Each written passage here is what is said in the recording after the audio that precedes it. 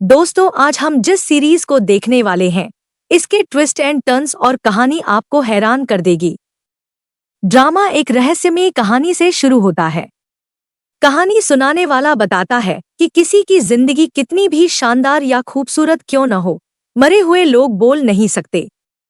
इस वजह से कातिल अक्सर मानते हैं कि उनके जुर्म हमेशा छिपे रहेंगे। लेकिन कहानी सुनाने वाला कहता है कि वे गलत हैं। भले ही कोई चीज दिखाई न दे, फिर भी वह मौजूद हो सकती है और वह हमेशा हमारे आसपास होती है। वे अनदेखी चीजें असल में मरे हुए लोगों की आत्माएं होती हैं। और अजीब बात है, उन्हें बात करना पसंद है। ये आत्माएं हमेशा अपनी कहानियां एक आदमी को सुनाती हैं, ली नाम का एक युवा वकील। वह हमारा मेल लीड है और एक वकील है जो उन आत्माओं को अपराधियों को सजा दिलाने में मदद करता है, क्योंकि मरे हुए लोग खुद से बदला नहीं ले सकते। यहाँ हमें पता चलता है कि ली हमेशा से भूत वकील नहीं था। यह सब 1 साल पहले शुरू हुआ था। अगले सीन में 1 साल पहले ली को एक युवा वकील के रूप में दिखाया गया है जो एक लॉ फर्म में इंटरव्यू के लिए जाता है। जब इंटरव्यू लेने वाला उससे पूछता है कि उसकी ताकत क्या है, तो वह कहता है कि उसके 2 दिल हैं। एक उसे लड़ने और जीतने के लिए प्रेरित करता है और दूसरा चाहता है कि वह एक निष्पक्ष और सही समाज बनाए। अगले सीन में हम एक परिवार को देखते हैं जो मीट की दुकान चलाता है और ली भी उनके काम में उनकी मदद करता है। परिवार में उसकी माँ, उसकी बहन, उसका पति और उनकी बेटी हैं। वे उससे पूछते हैं कि उसका इंटरव्यू कैसा रहा और वह कॉन्फिडेंस से कहता है कि लॉ फर्म शायद उसे खोने से परेशान है। सबको उस पर गर्व होता है। लेकिन उस रात बाद में उसे एक ईमेल मिलता है जिसमें लिखा होता है कि लॉ फर्म ने उसकी एप्लीकेशन रिजेक्ट कर दी है। वह कई लॉ फर्म में अप्लाई करता है, लेकिन उसे हर जगह रिजेक्ट ही किया जाता है। कोई उसे सिलेक्ट नहीं करता। अगले सीन में वह दूसरे इंटरव्यू के लिए जाता है। इंटरव्यू लेने वाला यून नाम का एक पावरफुल वकील है जो फीमेल लीड भी है। इंटरव्यू नॉर्मल होना चाहिए था, लेकिन अचानक सिचुएशन अजीब हो जाती है। यून उसे बताता है कि उसे रिजेक्ट कर दिया गया है और उसे पहले से ही वजह पता होनी चाहिए। वजह सिर्फ एक थी। ली के पिता एक करप्शन केस में शामिल थे और एक कार एक्सीडेंट में उनकी मौत हो गई थी। इंटरव्यू लेने वाला उससे उसके पिता के करप्शन के बारे में सवाल करता है, जिससे ली बहुत गुस्सा हो जाता है। वह अपने डॉक्यूमेंट्स मोड़ लेता है और बेइज्जती और गुस्से में मीटिंग रूम से निकल जाता है। उस रात बाद में शराब पीते हुए वह अपने दोस्त को बताता है कि उसके पिता क्रिमिनल नहीं थे। वह असल में एक प्रोसिक्यूटर थे जो पावरफुल और करप्ट लोगों को सजा देते थे। उसका दोस्त उसे अपना नाम बदलने का सुझाव देता है, लेकिन ली मना कर देता है। इसके बजाय वह कहता है कि वह अपनी खुद की लॉ फर्म शुरू करेगा और उन सभी से बदला लेगा जिन्होंने उसे बेइज्जत किया। लेकिन ऐसा करने के लिए उसे पैसे चाहिए और उसके पास पैसे नहीं हैं। इसीलिए वह मिस्टर किम नाम के एक रियल एस्टेट एजेंट के पास जाता है जो उसकी माँ के रेस्टोरेंट से जुड़ा है। ली को पता चलता है कि उसकी माँ ने एक दुकान के लिए $200 मिलियन जमा किए थे। इस वजह से वह मिस्टर किम से मदद मांगता है।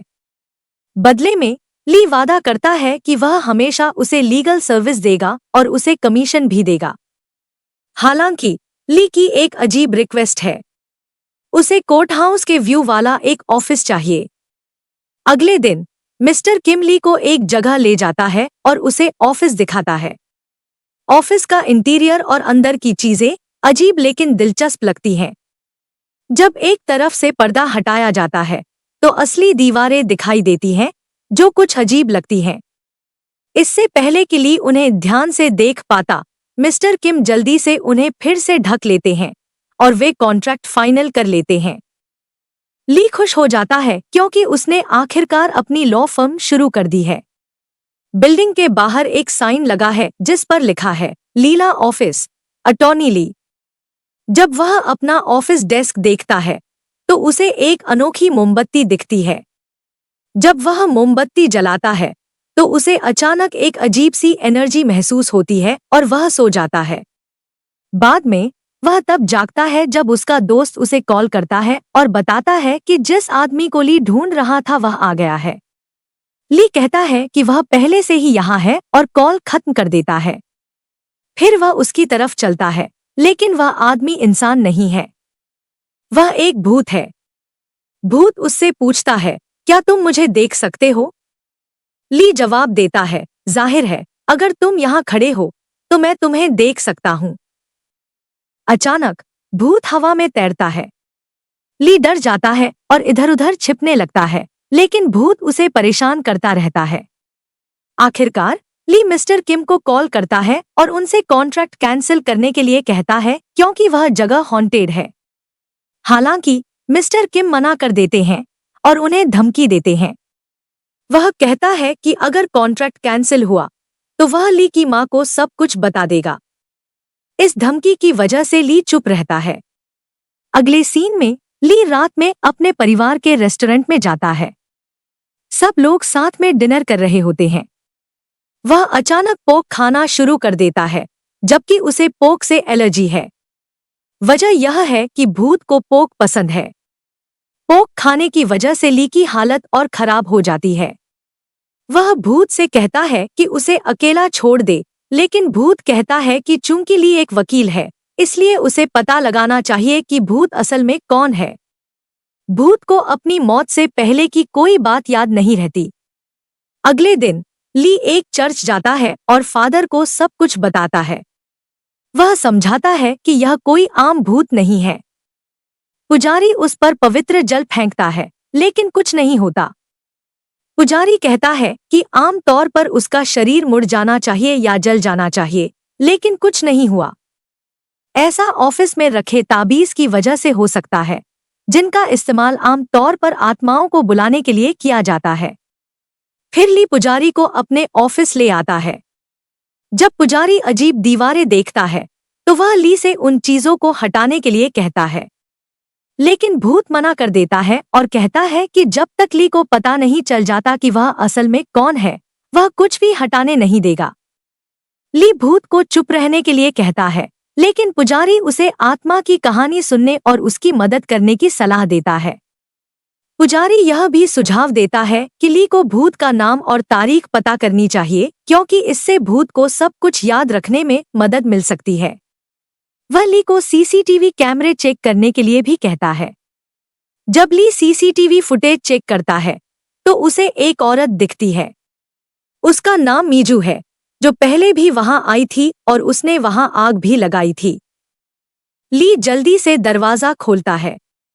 वह बताती है कि वह उस ओझा से मिलने आई थी जो पहले वहां काम करता था, लेकिन अब उसे एहसास होता है कि ऑफिस एक लॉ फर्म बन गया है। ली उससे पूछता है कि वह ओझा से क्यों मिली। औरत हिचकिचाती है, लेकिन आखिरकार अपनी कहानी बताना शुरू कर देती है। कुछ महीने पहले उसके पति की चेओंगोल हॉस्पिटल नाम के एक हॉस्पिटल में सर्जरी हुई थी। ऑपरेशन के दौरान कुछ बहुत गलत हो गया और उसकी अचानक मौत हो गई। लेकिन असली प्रॉब्लम उसकी मौत के बाद शुरू हुई। उनकी बेटी बहुत ज्यादा ट्रॉमा में चली गई। लड़की ने खुद को अपने कमरे में बंद कर लिया और बाहर आने से मना कर दिया। मां ने कितनी भी मिन्नतें की, बेटी ने कोई जवाब नहीं दिया।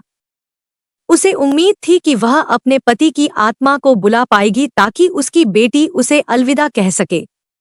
लेकिन अब उसकी कहानी सुनकर ली को कुछ चौंकाने वाली बात समझ आने लगती है। जो भूत हर जगह उसका पीछा कर रहा था, वह असल में इस औरत का मरा हुआ पति हो सकता है। औरत कहती है कि इस बारे में बात करने से आखिरकार उसे थोड़ा बेहतर महसूस होता है। फिर ली उससे एक जरूरी सवाल पूछता है। वह उसके पति का नाम और जन्म की तारीख पूछता है। औरत जवाब देती है। उसके पति का नाम पुंग था और वह 4 अप्रैल को पैदा हुआ था। जैसे ही ली नाम सुनता है, कुछ अजीब होता है। उसके पास खड़ा भूत अचानक रिएक्ट करता है। भूत के दिमाग में यादें लौटने लगती हैं और अचानक भूत को अपनी मौत के बारे में कुछ डरावना याद आता है। पुंग को याद है कि वह हॉस्पिटल के ऑपरेटिंग रूम में था। डॉक्टर उसकी सर्जरी कर रहे थे। पहले तो सब कुछ नॉर्मल लग रहा था, लेकिन अचानक कुछ गड़बड़ हो गई। उसका एयरवे ब्लॉक हो गया। डॉक्टर घबरा गए। उनमें से एक ने इमरजेंसी ट्रेकियोस्टोमी करने का सुझाव दिया, लेकिन लीड डॉक्टर ने उन्हें रोक दिया। इसके बजाय उसने कुछ चौंकाने वाला कहा। उसने स्टाफ से चुप रहने और इसे सीक्रेट रखने के लिए कहा। उसने कहा कि वे बस यह रिपोर्ट करेंगे कि मरीज की मौत कार्डियक अरेस्ट के कारण शॉक से हुई। पुंग को वे शब्द साफ साफ याद है। डॉक्टर अपनी गलती छिपाने की कोशिश कर रहे थे। पुंग की मौत नेचुरली नहीं हुई थी। अगले सीन में ली को सेटलमेंट के बारे में पता चलता है। इस बीच हॉस्पिटल के वकील पहले से ही केस को सेटल करने की कोशिश कर रहे हैं। वे पुंग की पत्नी मी जू से मिलते हैं और उसे सेटलमेंट का ऑफर देते हैं। वे कहते हैं कि हॉस्पिटल 300 मिलियन वॉन हर्जाने के तौर पर देगा। उन्होंने चेतावनी दी कि मेडिकल लापरवाही के केस जीतना बहुत मुश्किल होता है। वे उसकी बीमार बेटी का जिक्र करके उसे डरा भी देते हैं। अगर वह केस हार जाती है तो वह अपना घर भी खो सकती है। इस प्रेशर की वजह से वह धीरे धीरे सेटलमेंट एग्रीमेंट पर साइन करने लगती है। लेकिन ठीक उसी समय अचानक कोई कमरे में आ जाता है। वह ली है। ली डील में दखल देता है। ली कॉन्फिडेंस के साथ मीटिंग में जाता है। हॉस्पिटल के वकील उसे देखकर चौंक जाते हैं। वह बताता है कि मी जू को रिप्रेजेंट करने वाले वकील का हॉस्पिटल की लॉ फर्म के साथ एक सीक्रेट रिश्ता है। असल में वकील ने हाल ही में हॉस्पिटल के मैनेजिंग पार्टनर के साथ गोल्फ खेला था। ली इशारा करता है कि उन्होंने इस केस पर सीक्रेटली बात की थी। फिर ली एक ऑडियो रिकॉर्डिंग चलाता है। रिकॉर्डिंग में वकील सेटलमेंट अमाउंट को कम करने के बारे में बात करते हुए सुनाई देता है। वह उधार लिए गए बैंक अकाउंट से सीक्रेटली पैसे लेने का भी जिक्र करता है। सबूत साफ तौर पर करप्शन और धोखे को साबित करते हैं। वकील मी जू को बचाने के बजाय चुपके से हॉस्पिटल के लिए काम कर रहा था। मी जू को एहसास होता है कि उसके साथ पूरी तरह धोखा होने वाला है। वह मदद करने के लिए ली को धन्यवाद देती है। ली उसे लड़ने के लिए हिम्मत देता है, लेकिन मी जू अभी भी डरी हुई है। वह सोचती है कि अगर वे ट्रायल हार गए तो क्या होगा। ली उससे एक जरूरी सवाल पूछता है। वह पूछता है कि उसकी बेटी जीसू अभी भी अपने कमरे में बंद क्यों है। फिर वह कुछ समझाता है। जीसू को शायद गुस्सा आ रहा है, सिर्फ इसलिए नहीं कि उसके पिता की अचानक मौत हो गई, बल्कि इसलिए भी कि उसकी मां सच के लिए लड़े बिना ही हार मान सकती है। ली उसकी भावनाओं को समझता है क्योंकि वह यह भी जानता है कि अन्याय देखकर कैसा लगता है। वह सुझाव देता है कि मी जू को सीधे जीसू से पूछना चाहिए। उसे अपनी बेटी से पूछना चाहिए कि वह क्या चाहती है। जीसू आखिरकार बोलती है। मी जू घर लौटती है और जीसू का दरवाजा फिर से खटखटाती है। वह अपनी बेटी को सच बताती है। फिर वह जीसू से एक सवाल पूछती है। वह पूछती है कि क्या उन्हें कोर्ट में हॉस्पिटल के खिलाफ लड़ना चाहिए। एक पल के लिए सन्नाटा छा जाता है।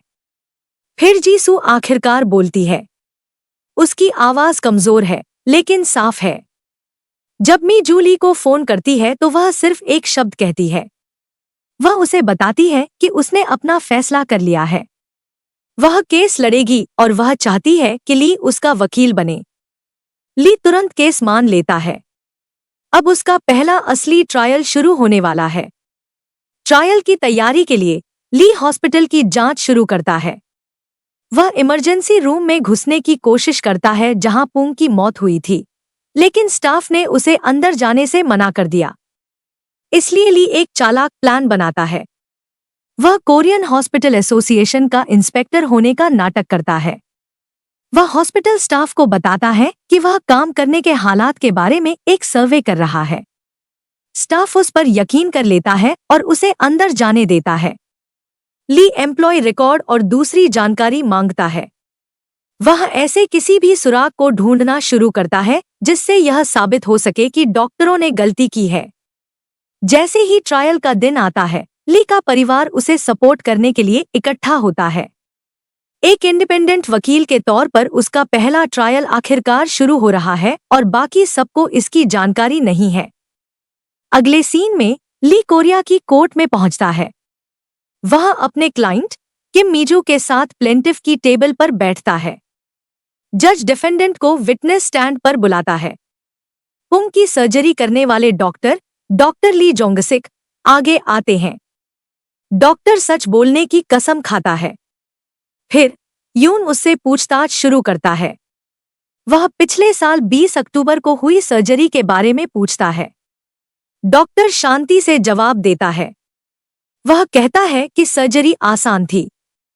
उसके अनुसार कुछ भी अजीब नहीं हुआ।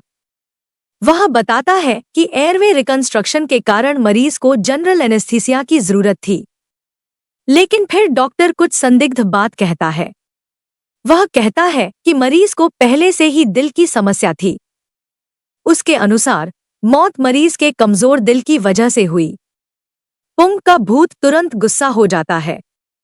वह चिल्लाने लगता है कि डॉक्टर झूठ बोल रहा है। ली चुपचाप भूत से कहता है कि शांत हो जाए क्योंकि कोई और उसे सुन नहीं सकता। ली अपना क्रॉस एग्जामिनेशन शुरू करता है। वह डॉक्टर से पूछता है कि सर्जरी के दौरान कितनी नर्सें मौजूद थी। डॉक्टर जवाब देता है कि वहां सिर्फ 2 नर्सें थी। लेकिन भूत जल्दी से ली को बताता है कि यह सच नहीं है। असल में ऑपरेटिंग रूम में 5 लोग थे और वहां 2 नहीं, बल्कि 3 नर्सें थी। ली कोर्ट में जानकारी दोहराता है। वह एक खास नाम ओह जिनसूक का भी जिक्र करता है। डॉक्टर हैरान दिखता है। वह दावा करता है कि वह उस नाम के किसी को नहीं जानता। लेकिन ली बताता है कि वह जिनसूक आखिर तक इमरजेंसी रूम में थी। उसने सर्जरी के दौरान जो कुछ भी हुआ सब देखा। असल में वह सबसे जरूरी गवाह हो सकती है। ली का कहना है कि डॉक्टर ने इस गवाह को इसलिए छिपाया क्योंकि उसे डर था कि सच सामने आ जाएगा। बचाव पक्ष के वकील ने तुरंत एतराज जताया। जज ने पूछा कि क्या ली इस गवाह को गवाही देने के लिए ला सकता है, लेकिन ली मानता है कि वह अभी उसे ढूंढ नहीं पा रहा है। इस वजह से जज ने उसे बिना वेरीफाई किए दावों से सावधान रहने की चेतावनी दी। बचाव पक्ष के वकील ने अचानक ट्रायल की दिशा बदल दी। डॉक्टर का बचाव करने के बजाय वह पीड़ित पर हमला करना शुरू कर देती है। वह दावा करती है कि ली पुंग एक गैंगस्टर था। कोर्टरूम में तुरंत शोर हो जाता है। सब हैरान हैं, लेकिन डिफेंस लॉयर अपनी बात जारी रखती है। वह कहती है कि पुंग 20 साल पहले तिजोंग में वह सॉन्ग गैंग का मेंबर था। वह एक पुराने असॉल्ट के रिकॉर्ड भी दिखाती है। उसका दावा है कि एक बार गैंग फाइट के दौरान उसके सीने में चाकू लग गया था। इस वजह से वह कहती है कि पुंग को पहले से ही हार्ट की गंभीर प्रॉब्लम थी। उसकी दलील के मुताबिक सर्जरी के दौरान हुई मौत बस एक बुरा एक्सीडेंट था। ली गुस्सा हो जाता है। वह डिफेंस लॉयर पर मरे हुए लोगों की बेइज्जती करने और जूरी को मैनिपुलेट करने की कोशिश करने का आरोप लगाता है। जज इस बात से सहमत है कि अतीत के बारे में फालतू डिटेल्स लाना गलत है, लेकिन डिफेंस लॉयर फिर भी अपनी बात जारी रखती है। वह दावा करती है कि पुंग ने हॉस्पिटल में रहने के दौरान बहुत बुरा बर्ताव किया। वह कहती है कि उसने गाली गलौज की और नर्सों को डरा दिया। फिर वह और भी चौंकाने वाला आरोप लगाती है। वह दावा करती है कि पुंग ने उसकी बेटी के साथ बुरा बर्ताव किया। वह कहती है कि उसकी वजह से उसकी बेटी बीमार हो गई और उसने खुद को अपने कमरे में बंद कर लिया। मीजू यह सुनकर डर जाती है। वह जानती है कि ये आरोप पूरी तरह से झूठे हैं। अचानक पुंग ली के शरीर पर कब्जा कर लेता है। ली अचानक खड़ा हो जाता है और कोर्टरूम में चिल्लाने लगता है। आवाज पुंग जैसी लगती है। वह डॉक्टर पर गुस्से से चिल्लाने लगता है। वह उसे धमकाता है और झूठा कहता है।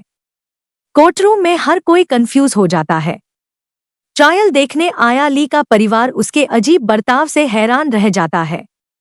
यहाँ तक कि उसकी माँ को भी कुछ अजीब लगता है। ली का चेहरा लाल है और वह बिल्कुल अलग दिख रहा है। जज केस लड़ने वाले के वकील को बैठने का ऑर्डर देता है, लेकिन ली मना कर देता है। भूत के कंट्रोल में वह डॉक्टर पर चिल्लाता रहता है। वह कहता है कि डॉक्टर को ताबूत में लेटे रहना चाहिए। वह उसकी तरफ बढ़ता है और तुरंत यून अपना पैर बाहर निकालती है और वह नीचे गिर जाता है और पानी उसके हाथ पर गिर जाता है। ली धीरे से कहता है, मुझे गैंगस्टर वकील बनना पसंद नहीं है। उसके बाद ली बहुत अच्छी एक्टिंग करता है और उसे एम्बुलेंस में भेज दिया जाता है। वहां उसका साला बोंग सू सबको बताता रहता है कि ली अचानक अजीब हरकत करने लगा है और उसे नहीं पता कि उसे क्या हुआ। फिर ली चुपचाप उसे बताता है कि वह बिल्कुल ठीक है और स्टाफ से कहने को कहता है कि वे उन्हें छोड़ दें। बाहर निकलने के बाद एम्बुलेंस चली जाती है और ली अपने ऑफिस चला जाता है। बाद में ली की मां बोंगसू को फोन करती है और वह उसे बताता है कि ली पहले ही ऑफिस जा चुका है। उसे ऑफिस का पता नहीं पता, इसलिए वह मीजू से पता करती है। यहाँ कोर्ट से निकलते समय यून यांग से कहता है कि वे केस आसानी से जीत जाएंगे।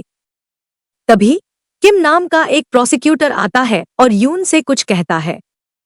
चियोंगिल हॉस्पिटल में एक मरीज की सर्जरी के दौरान मौत हो जाने के बाद से अधिकारी सर्च और सीजर इन्वेस्टिगेशन की तैयारी कर रहे हैं।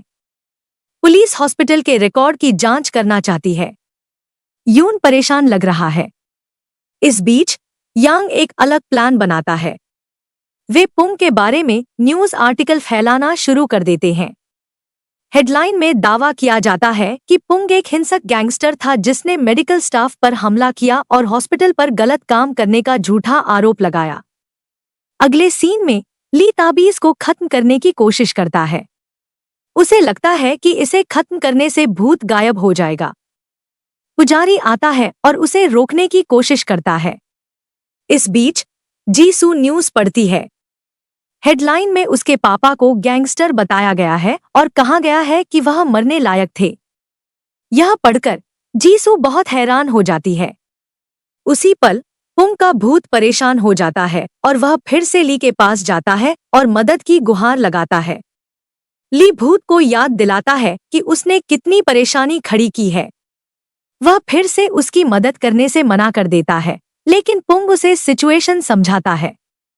ली को एहसास होता है कि सिचुएशन कितनी सीरियस है।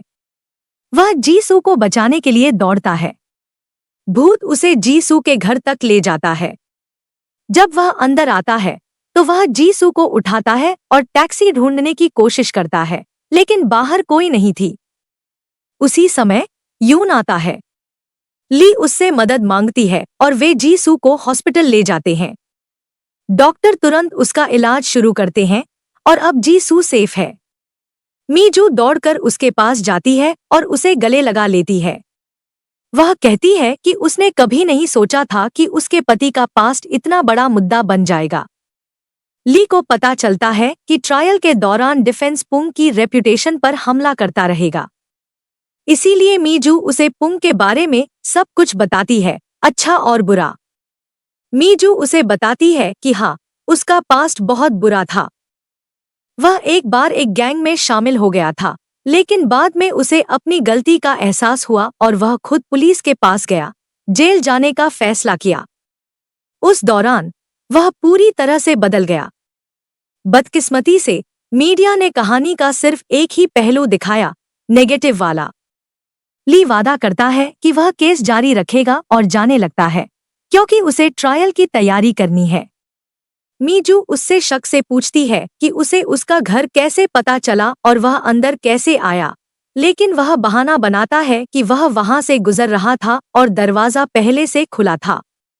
वह एक और सवाल पूछती है कि उसने कोर्ट में अचानक उस बोली में कैसे बात की, और वह कहता है कि वह बस उसकी लोकल बोली थी।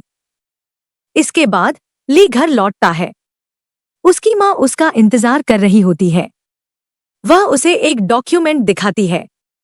यह उसके लॉ ऑफिस के लिए कमर्शियल लीज एग्रीमेंट है। उसे पता चला है कि उसने ऑफिस खोलने के लिए चुपके से उसके पैसे का इस्तेमाल किया था।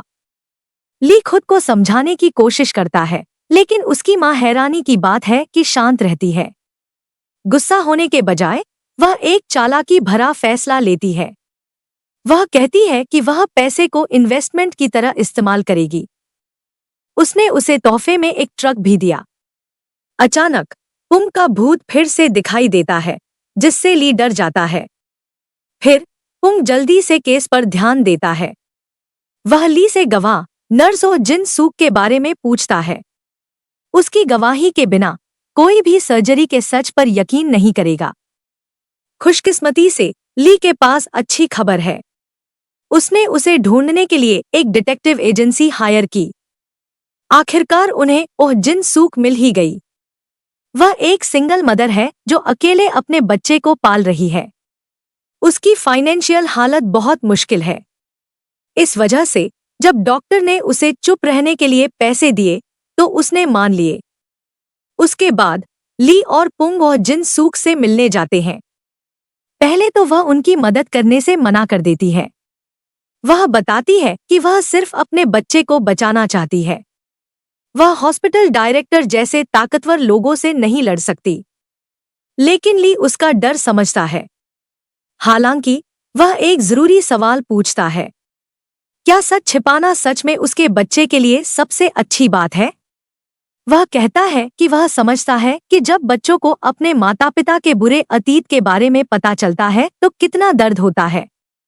उसे याद है कि कैसे लोग एक बार उसके पिता के जुर्मों की वजह से उसे बुली करते थे। ली बताता है कि पुंग की बेटी जीसू पहले से ही परेशान है। उसकी मौत के बाद से उसने खुद को अपने कमरे में बंद कर लिया है और खाना पीना बंद कर दिया है। आखिरकार वह बीमार हो जाती है और इमरजेंसी रूम में जाती है। यह सुनकर ओ जिन सूक चुप हो जाती है। बाद में ली को अचानक एक जरूरी बात याद आती है। उसे लगता है कि आने वाली पुलिस जांच में हॉस्पिटल के ईएमआर सिस्टम की जांच हो सकती है। पंग पूछता है कि ईएमआर का क्या मतलब है। ली बताता है कि इसका मतलब इलेक्ट्रॉनिक मेडिकल रिकॉर्ड है। यह मेन कंप्यूटर सिस्टम है जहां हॉस्पिटल सभी सर्जरी रिकॉर्ड स्टोर करते हैं। अगर उन्हें ऑपरेटिंग रूम के कंप्यूटर से ओरिजिनल हार्ड डिस्क मिल जाए तो वे सच साबित कर सकते हैं। ली कुछ और भी चौंकाने वाली बात बताता है। वह कहता है कि हॉस्पिटल ने कोर्ट में नकली मेडिकल रिकॉर्ड जमा किए थे। असली रिकॉर्ड अभी भी ऑपरेटिंग रूम के कंप्यूटर में स्टोर हैं। और यह जानकारी सीधे नर्सों जिन सूक से आई थी। अब ली को कुछ समझ आता है। अगर वे ओरिजिनल ईएमआर डेटा निकाल पाते हैं तो वे आखिरकार सर्जरी के पीछे की सच्चाई सामने ला सकते हैं और इससे ट्रायल का नतीजा पूरी तरह बदल सकता है। अगर उन्हें यह मिल जाता है तो केस तुरंत उनके पक्ष में हो जाएगा। इसके बाद ली हॉस्पिटल से कंप्यूटर डेटा मांगता है, लेकिन स्टाफ को शक वाला जवाब मिलता है। वे कहते हैं कि कंप्यूटर को हाल ही में एक नए से बदला गया था। ली पूछता है, और पुराना कंप्यूटर? उनका दावा है कि इसे एक यूज्ड अप्लायंस कंपनी को बेच दिया गया था। ली को शक होता है, इसलिए वह चुपके से यह जानकारी प्रोसिक्यूशन को रिपोर्ट करता है। जल्द ही प्रोसिक्यूटर हॉस्पिटल की जांच शुरू कर देते हैं। डॉक्टर गुस्सा हो जाता है।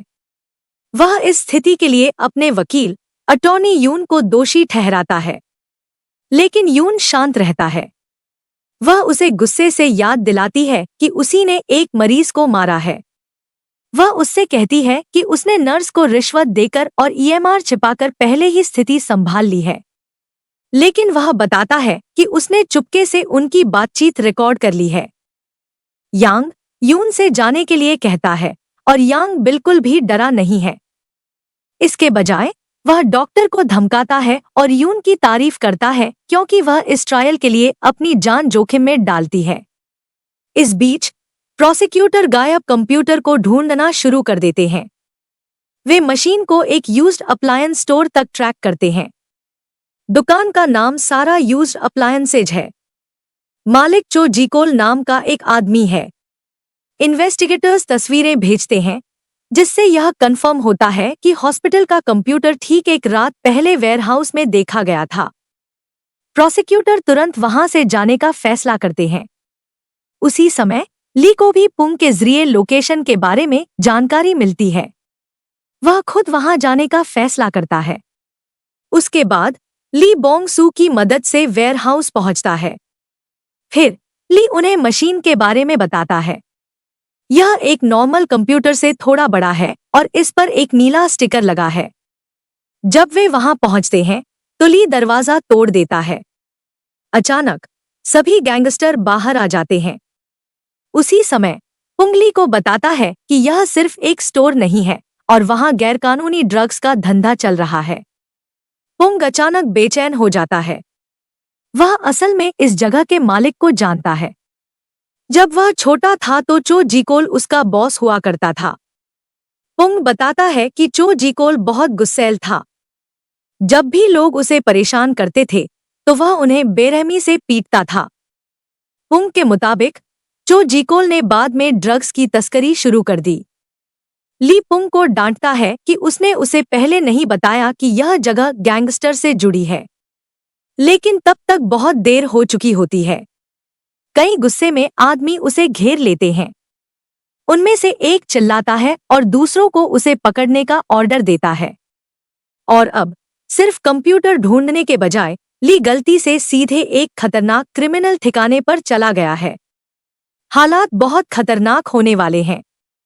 खतरे के बावजूद ली हार मानने को तैयार नहीं है। वे हॉस्पिटल के गायब कंप्यूटर को वेयरहाउस में ढूंढना शुरू करते हैं। बोंगसू को डिटेल याद आ जाती है, जबकि गैंग के सदस्य उनका पीछा करते हैं। वे इलेक्ट्रॉनिक्स के ढेरों में से तेजी से भागते हैं। आखिर में उन्हें सही कंप्यूटर मिल जाता है, लेकिन एक प्रॉब्लम है। हार्ड डिस्क गायब है। हार्ड डिस्क के बिना कंप्यूटर कुछ भी साबित नहीं कर सकता। तभी पुंग कुछ और बताता है। दीवार में एक छोटा सा छेद। वह इसे डॉग होल कहता है। भले ही यह सुनने में अजीब लगे, लेकिन वह छेद उनके भागने का रास्ता बन जाता है। वे जल्दी से उस छेद से रेंगकर भागने की कोशिश करते हैं। उसी समय वेयरहाउस में एक और आदमी की कार आती है और वह आदमी यून है और वह खुद को गैंग की प्रोसिक्यूटर बताती है। वह गैंग लीडर चो जीकोल का सामना करती है। वह सबके सामने उसकी पूरी क्रिमिनल हिस्ट्री बताती है। कई असॉल्ट के केस, सालों की क्रिमिनल एक्टिविटी। वह उसे चेतावनी देती है कि सबूत छिपाने से उसकी सजा और भी बुरी हो जाएगी। जब सब बहस कर रहे होते हैं, ली फिर से उस जगह को ढूंढता है। उसे अचानक कुछ अजीब चीज दिखती है। पास में एक लग्जरी कार खड़ी है। कार चो जीकोल की है। पुंग को एक जरूरी बात याद आती है। इस कार में सीट के नीचे एक सीक्रेट कंपार्टमेंट है। ली छिपी हुई जगह खोलता है और उसके अंदर उसे गायब हार्ड डिस्क मिलती है, पूरे केस का सबसे जरूरी सबूत। लेकिन इससे पहले कि वे जश्न मना पाते, ली यून को बचाने का फैसला करता है क्योंकि वह खतरे में है। इसलिए वह यून को बचाने के लिए अंदर पहुंचता है, लेकिन इसके बजाय वे खुद पकड़े जाते हैं। अब सब गंभीर खतरे में हैं। गैंग का लीडर गुस्से में आ जाता है। वह अपने आदमियों को म्यूजिक बजाने का ऑर्डर देता है और वह कहता है, पहले किसे पीटा जाएगा? वह कहता है, यह लड़की, क्योंकि उसने उनसे झूठ बोला था। तो अब वह उसे मारने ही वाला होता है कि ली आगे बढ़ता है, खुद वार सहता है और कहता है, नहीं, मैं यहाँ पहले आया था। फिर वे उसकी जगह उसे पीटना शुरू कर देते हैं। उसी पल पुंग भगवान से मदद की भीख मांगता है। वह भगवान से एक बार और ताकत देने के लिए कहता है। फिर अचानक ली का शरीर फिर से बदलने लगता है। उसके गाल लाल हो जाते हैं। पुंग का भूत एक बार फिर उस पर कब्जा कर लेता है। ली कॉन्फिडेंस वाली मुस्कान के साथ खड़ा हो जाता है, लेकिन उसके मुंह से जो आवाज निकल रही है वह उसकी अपनी नहीं है। वह फिर से अपना इंट्रोडक्शन देता है। मैं गैंगस्टर अटॉर्नी पुंग हूं। गैंग के सदस्य पहले तो हंसते हैं, लेकिन उन्हें जल्दी ही एहसास हो जाता है कि कुछ गड़बड़ है। ली उनसे लड़ना शुरू कर देता है, अपने पास आने वाले हर क्रिमिनल को घूंसे और लात मारता है। गैंग के सदस्य एक के बाद एक गिरते हैं। वेयरहाउस में पूरी तरह से अफरातफरी मच जाती है। जब सभी गैंगस्टर हार जाते हैं तो भूत का कब्जा खत्म हो जाता है और ली बेहोश होकर गिर जाता है। तभी यून आता है और उसे उठा लेता है, जबकि बोंग सू मदद के लिए बुलाने जाती है। यून को हार्ड ड्राइव मिल जाती है और वह उसे खत्म करने ही वाली होती है, लेकिन तभी उसे याद आता है कि ली ने उसे कैसे बचाया था, इसलिए वह उसे न तोड़ने का फैसला करती है। इसके तुरंत बाद पुलिस आ जाती है। सबूत जमा कर लिए जाते हैं। सच सामने आ जाता है। बाद में यह खबर पूरे देश में फैल जाती है। डॉक्टर ने मौत की वजह के बारे में झूठ बोला।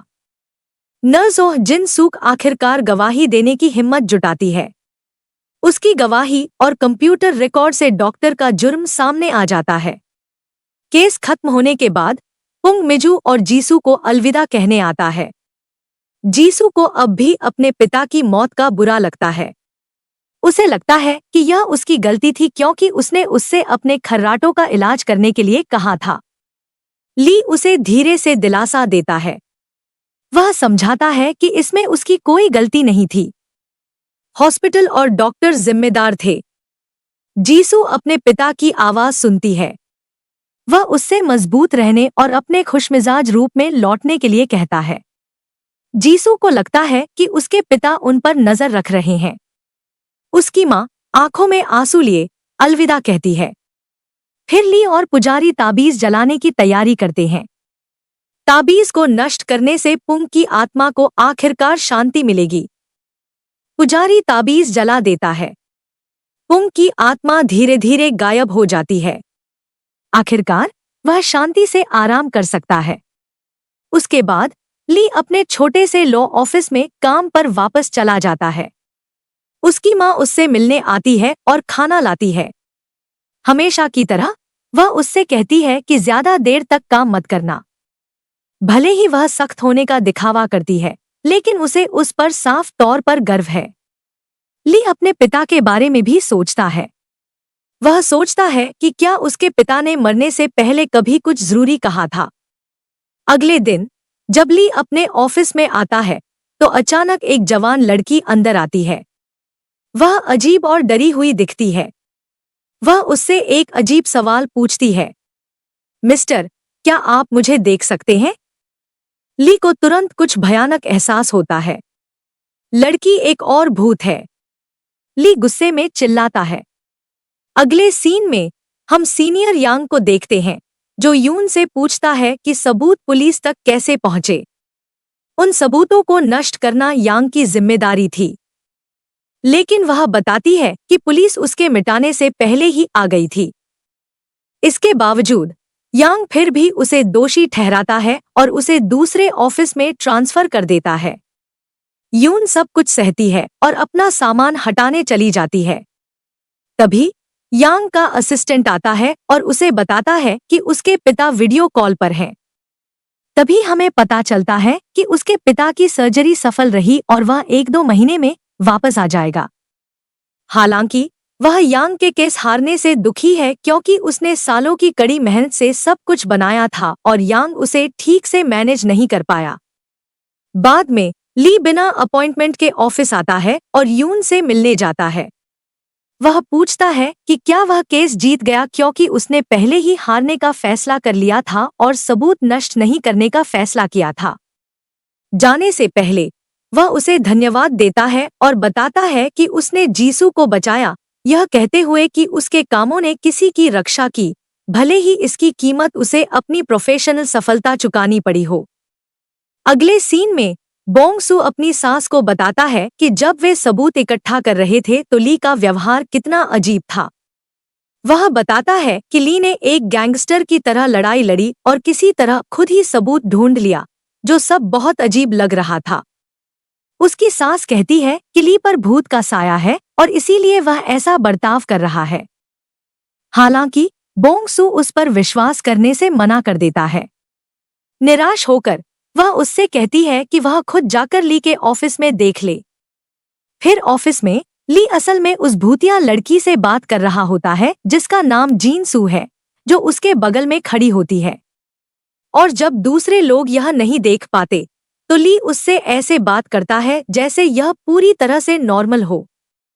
ली इस सिचुएशन को सीरियसली लेता है और एक फॉर्मल कॉन्ट्रैक्ट लिखता है जिसमें वह भूत के लिए अटॉर्नी के तौर पर काम करने का फैसला करता है, जो एक सुपरनैचुरल सिचुएशन में भी उसके प्रोफेशनल माइंडसेट को दिखाता है। कॉन्ट्रैक्ट में वह साफ साफ कहता है कि वह भूत के अटॉर्नी के तौर पर अपनी ड्यूटी पूरी करेगा, लेकिन अगर भूत उसकी जान को खतरे में डालता है तो एग्रीमेंट तुरंत खत्म कर दिया जाएगा, जिससे पता चलता है कि वह अपनी सेफ्टी को प्रायोरिटी देता है।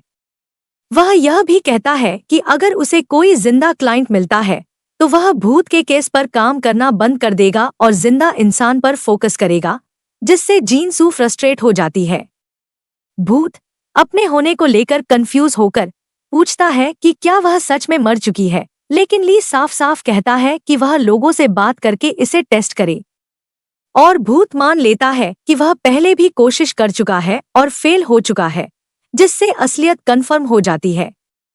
जैसे जैसे उनकी बातचीत आगे बढ़ती है वे भूत प्रेत के बारे में बात करते हैं और ली साफ मना कर देता है, यह समझाते हुए कि भूत प्रेत के असर से उसे शारीरिक नुकसान होता है।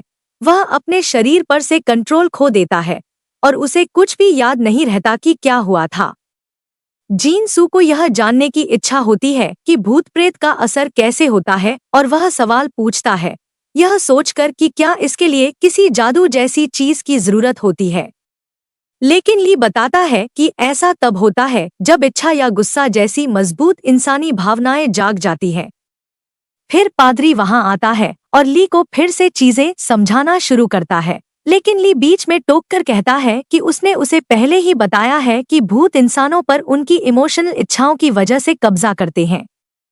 फिर पादरी ली से भूत जीन सू के बारे में पूछता है। ली जवाब देता है कि अभी उसे कुछ खास नहीं पता, सिवाय इसके कि भूत स्कूल यूनिफॉर्म पहनी एक लड़की लगती है। वे आसपास के स्कूलों में जाकर उसकी पहचान पता लगाने की कोशिश करते हैं, लेकिन उसकी यूनिफॉर्म किसी से मेल नहीं खाती, जिससे स्थिति और भी रहस्यमयी हो जाती है। और जब पादरी उसके ताबीज को देखता है तो ली उसे चेतावनी देता है कि उसे न छुएं, क्योंकि उसमें कई अटैचमेंट हैं जो उसमें कुछ अजीब या खतरनाक होने का इशारा करते हैं। वह यह भी कहता है कि उसने उस भूतनी लड़की का ताबीज पहले ही हटा दिया है। पुजारी पूछता है कि क्या उसने फुटेज चेक किया है। ली जवाब देता है कि मी जू से पहले की सारी फुटेज डिलीट कर दी गई होगी। तभी बोंग सू आता है और पूछता है कि ली किससे बात कर रहा है। ली जवाब देता है कि वह पुजारी से बात कर रहा है और यह बात छिपाने की कोशिश करता है कि वहां एक भूत है। इसके तुरंत बाद म्यूजिक अचानक एक और भूत को ट्रिगर करता है और ली भूत के कंट्रोल में आ जाता है। इसकी वजह से वह म्यूजिक की रिदम पर एक लड़की की तरह नाचने लगता है। उसी समय एक औरत अपने डिवोर्स केस पर बात करने के लिए ऑफिस आती है, लेकिन जब वह ली को अजीब तरह से नाचते हुए देखती है तो वह अपना मन बदल लेती है और चली जाती है। बाद में ली प्रीस्ट से पूछता है कि क्या उस पर फिर से भूत का साया है, जिस पर वह औरत चली जाती है। फिर बोंग सू ली के जरिए एक भूत से बात करने की कोशिश करता है और जब उसे पता चलता है कि भूत ठीक उसके पीछे खड़ा है तो वह घबरा जाता है, लेकिन फिर भी डर और उत्सुकता दिखाते हुए प्यार से अपना परिचय देता है। क्योंकि वे भूत का चेहरा साफ नहीं देख पा रहे थे, इसलिए उन्होंने तय किया कि एक स्केच बनाने से उसे पहचानने में मदद मिल सकती है। हालांकि ली को भरोसा नहीं था, क्योंकि वह कभी आर्ट में अच्छा नहीं था। लेकिन हैरानी की बात है कि यह आइडिया काम कर जाता है और वे एक स्केच बनाने में कामयाब हो जाते हैं। स्केच उन्हें उसे ढूंढने के लिए एक सुराग तक ले जाएगा। उसके बाद चर्च में ली की माँ प्रीस्ट से उसकी हालत के बारे में बात करती है और हालांकि वे मानते हैं कि भूत बुरे नहीं लगते, फिर भी वे उसकी सुरक्षा को लेकर सावधान और चिंतित रहते हैं। ली की माँ चुपचाप हालात पर नजर रखने का फैसला करती है और बोंग सू से कहती है कि वह ली के पास रहे और कुछ भी अजीब होने पर रिपोर्ट करे। भले ही बोंग सू साफ तौर पर भूतों से डरता है और यह जिम्मेदारी लेने में हिचकिचाता है। इस बीच ली अपना हमेशा का बर्ताव जारी रखता है और भूत आराम से म्यूजिक सुनने के लिए कहता है, लेकिन वह तुरंत मना कर देता है। उसे डर है कि इससे कोई और भूत प्रेत न आ जाए। ली को यह भी चिंता होने लगती है कि अगर उसकी माँ को सच्चाई पता चल गई तो वह कैसे रिएक्ट करेगी। उसे अपनी माँ को दर्द देने का बुरा लग रहा है, खासकर उन सब चीजों के बाद जो वह पहले ही झेल चुकी है। इस बीच ली अभी भी उस भूत को पहचानने का पक्का इरादा रखता है, जो एक हाई स्कूल की लड़की निकलती है। उसे ढूंढने के लिए वे पहले टैलेंटेड टीनेजर्स से भरी एक डांस एकेडमी जाते हैं, लेकिन वहां कोई भी उसे नहीं पहचानता, जिससे लगता है कि वह शायद वहां की स्टूडेंट नहीं है। इसके बाद ली हंगुक यूनिवर्सिटी के पास एक ज्यादा खुली जगह पर कोशिश करता है, यह सोचकर कि ज्यादा आजाद, कम स्ट्रक्चर वाला माहौल बेहतर नतीजे दे सकता है। लेकिन फिर जिन लोगों से वे मिलते हैं उन्हें पक्का नहीं पता या पता नहीं होता कि वह कौन है, और यह सब भूत को दुखी कर देता है। इस बीच घर वापस आकर ली अपने परिवार की देखभाल में लौटता है और ली अपनी बहन सेओ रंग से उसकी हाई स्कूल की आदतों के बारे में पूछता है जब वह उदास महसूस करती थी। सेओ रंग मानती है कि खाना, खासकर मसालेदार तोकटोकी, उसके लिए आराम का काम था। फिर ली ब्रेस्ड गैल्बी के साथ टोकटोकी तैयार करता है और मसालेदार खाने की तीखेपन के बावजूद जिनसू को खुश करने के लिए ली के गाल अचानक लाल हो जाते हैं, क्योंकि भूत उस पर हावी हो जाता है और वह मसालेदार खाना खाने लगता है। खाने के दौरान भूत देखता है लेकिन खाता नहीं है, और परिवार उसकी मौजूदगी को अपनी बातचीत का एक नॉर्मल हिस्सा मानता रहता है। खाने के बाद सेओ रंग की बेटी यून बोंग एक स्केच लेकर आती है और कहती है कि यह बिल्कुल उस डांसर जैसा दिखता है जिसे उसने टीवी पर देखा था। ली टीवी चालू करती है और एक टैलेंट शो का ऑडिशन देखती है जिसमें जिनसू ने हिस्सा लिया था। बाद में ली को पता चलता है